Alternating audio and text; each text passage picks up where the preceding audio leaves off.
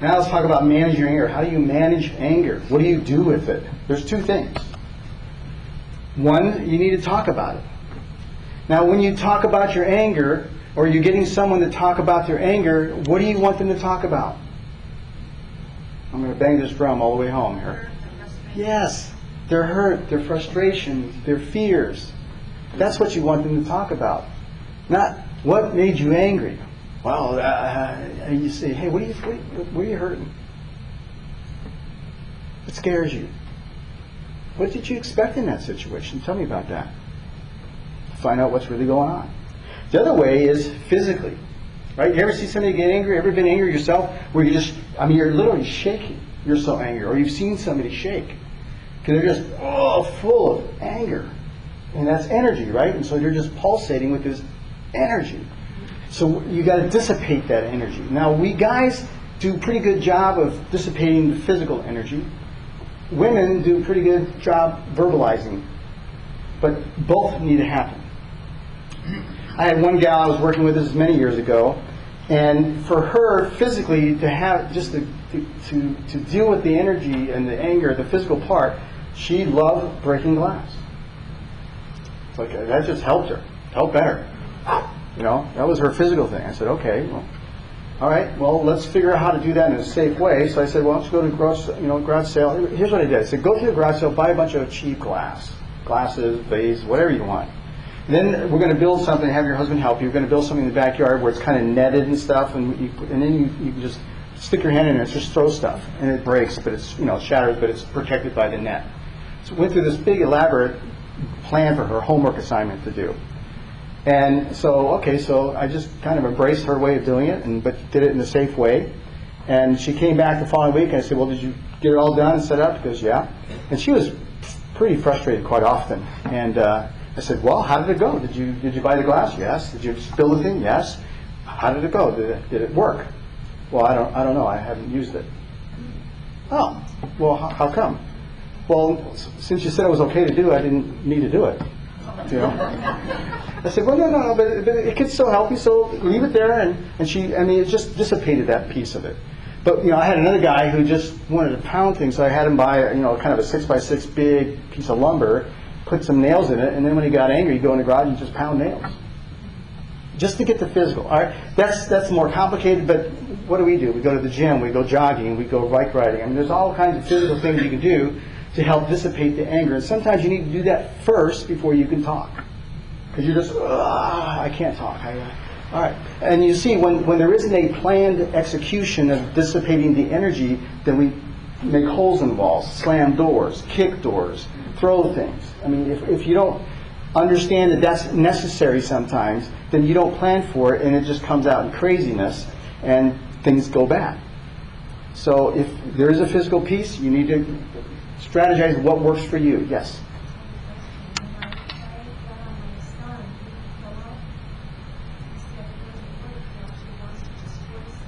Good. Let's destroy something. But let's do it in a safe way, in a planned way. I mean, yeah, if it doesn't work for you, it doesn't work for you. So let's skip that. But let's find something that works for you, but in a way that's planned. I mean, usually it's extemporaneous and bypasses plans.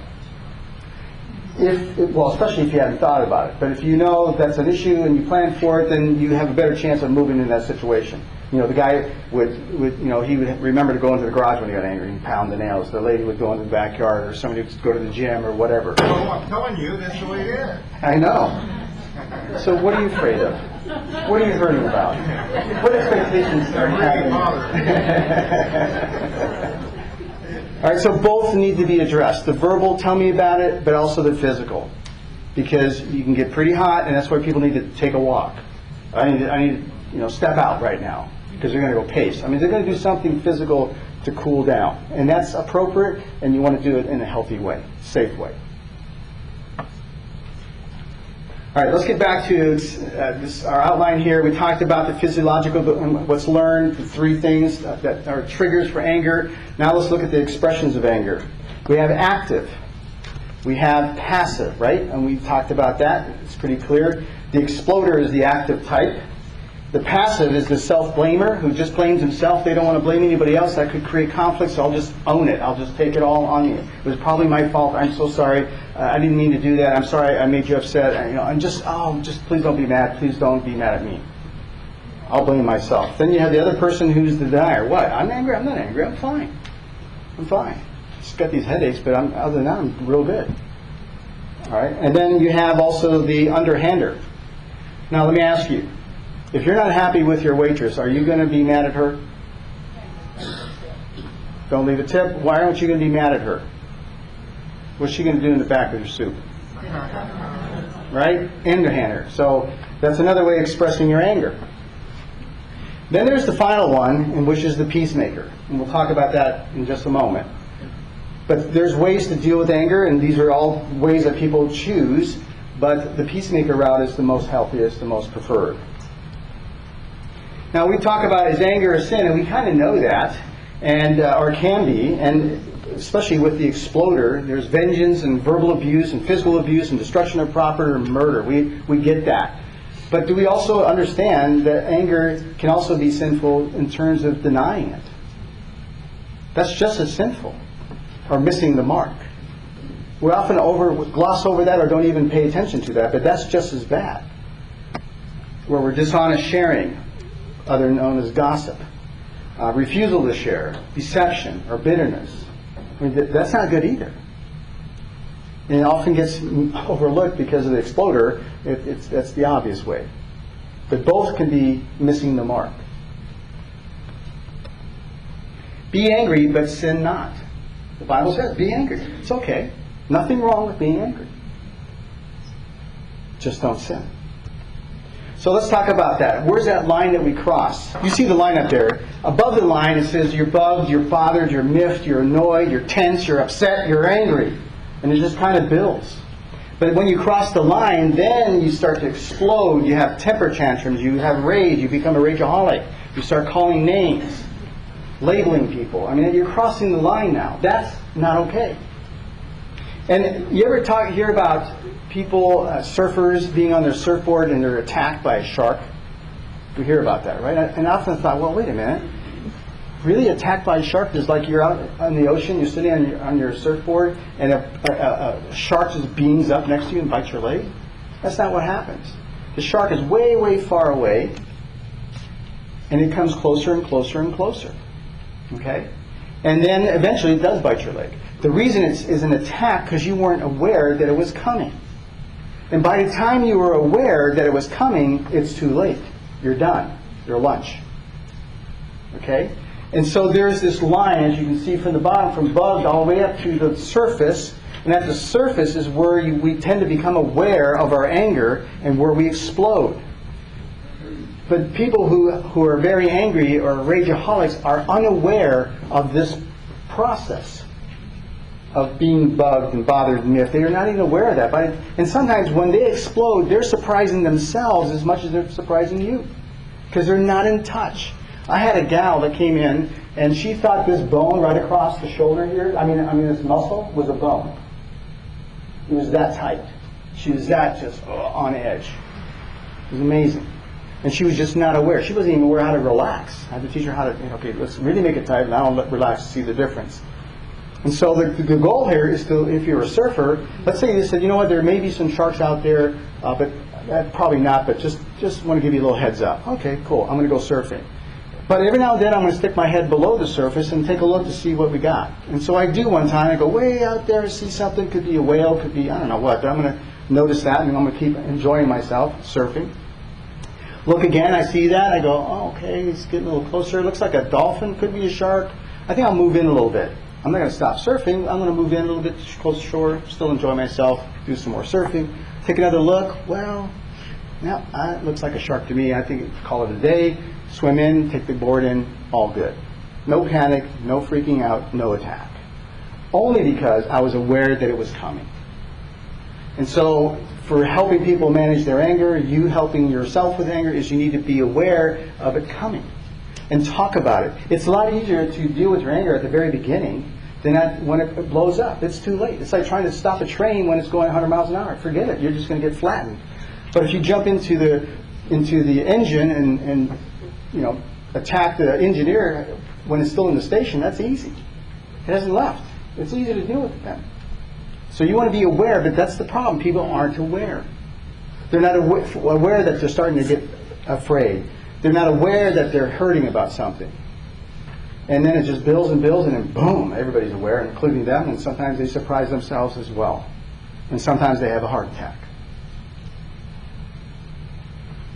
So anger attacks, yes, but it comes in a process. Now, the only time when it doesn't, where it actually does show up out of nowhere, that's when I'm looking for the physiological. Whoa, what's going on here? I mean, that's crazy. What happened here? There's something going on physiologically is my first thing, to look for that. Now, I want to give you a thread of insight. Would you help me? Come here. You're pretty strong, right? Sure. Okay. Let me see how strong you really are. See this thread? Here. Would you take it and break it? Wow. That's awesome. That's awesome. That was 1 day's worth of anger. 1 day's worth of anger. It says, in your anger, do not sin, do not let the sun go down while you are still angry, and do not give the devil a foothold. Okay, so now we have some more anger, right? Would you go like this? There you go. Very nice. All right, here we go. Ready? A little closer. There you go. Okay, there's 1 day, 2 days worth of anger, 3, 4. This is just thread, I'm used to nothing. 5, 6, 7, 8, 9, 10, 11, 12, 13, 14, how you doing? 15, 16, 17, 18, 19, 20, 21, 22, 23, 24, 25, 26, 27, 28, 29, a month worth of anger. Just a month, I mean, that's not long. For some people, they have tons of anger. Now, I don't want you to draw blood. Don't be a hero, but see if you can break it. Okay, it's hard, right?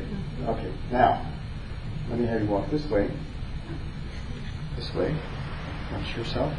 Now have a seat. Thank you. Would you give her applause? Now, I'm going to have you unravel to help her with her anger. Okay. I know, we're late. I started a little late.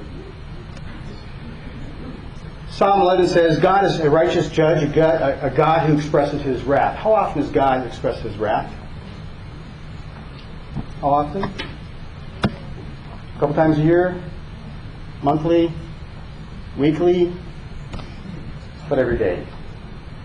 I mean, dealing with us, you can imagine he's angry, right? I mean, he gets pretty frustrated. Here's managing somebody else's anger. This is really important. Somebody who rages with you, I'm going to give you the secret about how to do this, and it really works amazing. Okay?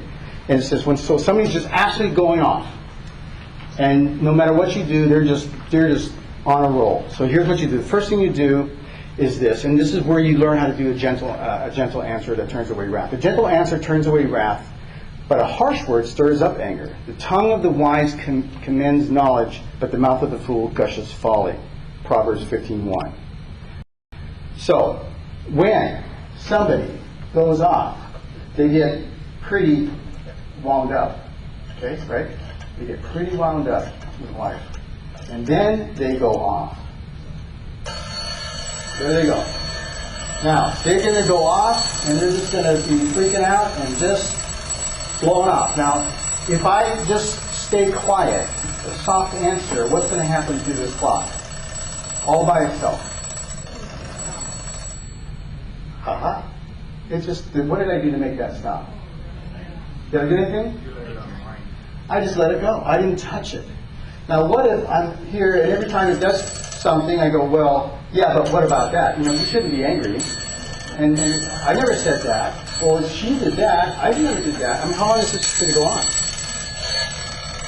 Can you guess it? How long can we do this? 30 years. Well, on and on and on, right? But if we just leave it alone, it'll stop. But the hardest part with dealing with somebody who's angry is we don't leave it alone. We try to say, it's okay, I never said that, or why did you say that? That didn't happen. I mean, we just engage, and it just keeps it going and going. So, here's the 3 things that you want to do a gentle answer. 1, and it's what I call silence with attention. A gentle answer is silent with attention. That means you can, now watch, look at my face. I'm going to be silent, but am I really silent? Is that silent? That's not silent. Silent is good eye contact, not staring, good eye contact, and truly listening, but nothing, and just stay quiet. Your whole body stays quiet. That's not quiet. I mean quiet. Really quiet. Okay, with your face, with your body. Then you also go for a low center of gravity. Kind of hunker down because it could be a while. You're going off, you're getting crazy. So just while you're hunkered down, I want you to say something in your mind. Do not say this out loud. Okay? That's winding the clock. Say this. Repeat this in your mind. This is not about me. Because it isn't. It really isn't. I don't care what they're saying about you. I don't care what they're bringing up about you. It isn't about you. It's about them. It's all about them. You don't need to defend. You don't need to answer. You need to clarify. You need to do nothing. Just be quiet. And the reason you say this is not about me is to distract you from what they're saying. So you don't get engaged. Now, what they're going to try to do is get you pulled in to engage them because they want, they want you to keep winding the clock. Come on, I want to do this, but I need you to help me because if you don't help me, I'm going to wind down and stop. All right. So this is not about me. It's to help you. It's 2 things. 1 is true because it isn't about you. 2, it's to distract you. The 3rd thing you do is invariably in this rage, they're going to say, "Well, where were you Thursday night? And how come you never did that? And what about this?" When the question comes, you do this in your mind. 1001, 1002, 1003. If you can get to 3, answer the question. You won't get to 3. How many of you try to answer a question you just got rolled over like a steamroller? Oh my God. I mean, don't even go there. Now, invariably, what can happen at the end of all this, when the clock finally runs out, is they'll say, "You know what, I asked you all these questions and you never answered one of them." 1001. 1002, 1003. And then you say something like, "Well, you asked me a lot of questions, and I'm happy to answer them. Which one would you like me to answer?" Like I'm supposed to remember all your questions? You don't even remember your questions. But I'm going to be kind about it, put it back on them, say, "Ask me again." But this is, if you do this, they will stop. But we do everything but this. We try to explain. We try to leave. "Where are you going? Come back here. Why are you leaving?" That's not quiet. Leaving isn't quiet. It fires them up. Okay? So you need to be real quiet, lower center of gravity. It's not about you. Count to 3 before you answer the question. It is. My wife uses this on me, and it's like, damn. I hate it. I mean, even when I know it works, how it works, it still works. I hate it when she does that. Helping someone with their anger. Here we go. Go behind the anger for the real issues, right? Underneath the Band-Aid. Challenge the unrealistic expectations. Address the fear. Address the hurt. We're going to close now with the final song. It's a short one. Here we go.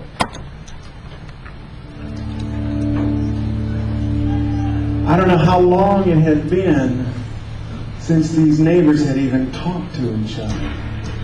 I think it had been about 2 years, maybe. And it started over the dumbest thing. It was just that stray cat. I mean, one of them thought it was theirs, and then it went over to the other porch there across the little field, the valley there. And the other farmer took it in. Each of them thought it was their cat. Every time they started talking, they'd start arguing about it. And then they just quit talking. So that when the traveler came through looking for work, one farmer said, "Well, yeah, you say you're a carpenter? I got some work for you. You see that house across this field here? That's my damn neighbor. You see this little ditch here in the middle? Oh, he calls that the creek.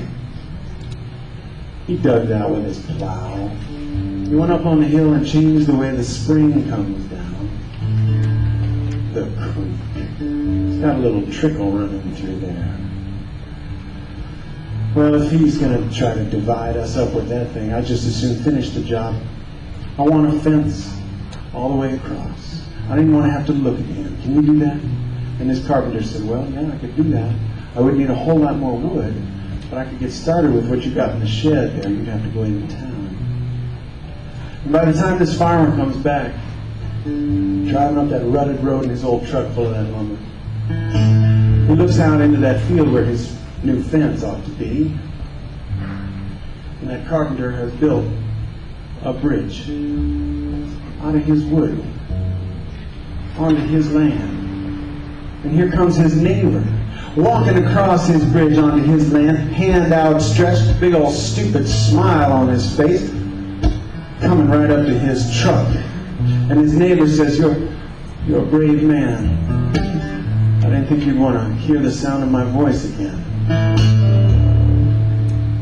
I just feel like such a damn fool. Can you forgive me? This farmer finds himself saying, ah, hell, I knew that was your cat. And he looks over and the carpenter's walking away. He says, hey, I got some more work for you if you will. What? Carpenter says, you'll be fine. I'm needed elsewhere. I want to sing you a song about... Okay. Well, listen, we're done. I appreciate you coming. You guys are bridge builders. That's what it's all about, building bridges. And hopefully you learned something about anger tonight that can help you mend some bridges and build some bridges. Thanks.